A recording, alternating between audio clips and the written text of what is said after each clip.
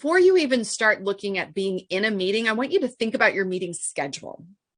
One of the things that we have not done well, many of us, is that we have booked our meetings back to back. So, we're like, yep, I have one meeting ending and another meeting starting exactly at the same time.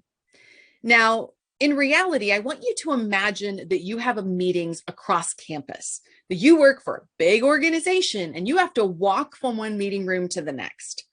Imagine that for just a minute and try to set your schedule up like that's the case. Really challenge yourself to give yourself at least 15 minutes to 30 minutes in between your virtual meetings. Now, there's a couple good reasons for this. One, clearly you need a break, right? Everybody needs an opportunity to be able to go to the bathroom, right? For a start, right? I mean, I'm not the only person who has gotten on a meeting with other people, thankfully, most of them internal or kind of friendly conversations to go, listen, before we get going, can we just have a quick bio break? Because I have been on calls all day. So give yourself that passing time. Not only does it give you that break that you need, but it also gives you a chance to make your notes from the call before, to send that quick follow-up email with the summation of what's been going on, to use those AI tools that we've talked about in the past, to be able to say, like, here's the quick notes from our meeting and here are the action items. Otherwise, you end up getting to the end of your day and you've got all of this backlog of work to do that you haven't even been able to remember because you just kind of rush through everything.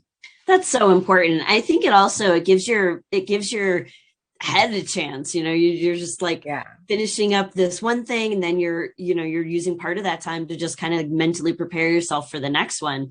I think the thing that I notice is, if you imagine that if you have a 60-minute meeting, then you've got a 60-minute conversation. You're going to fill the whole thing. If you set it up as a 45-minute meeting, absolutely, you got to be done in 45 minutes. So you're going to, shortcut some of the fluff, get to the point, and be more deliberate, intentional with your language. And you can be done in 45 minutes. What do they say? Like, the problem takes fills the time that you have. Absolutely. Otherwise, so maybe just get in a habit of making 45-minute meetings.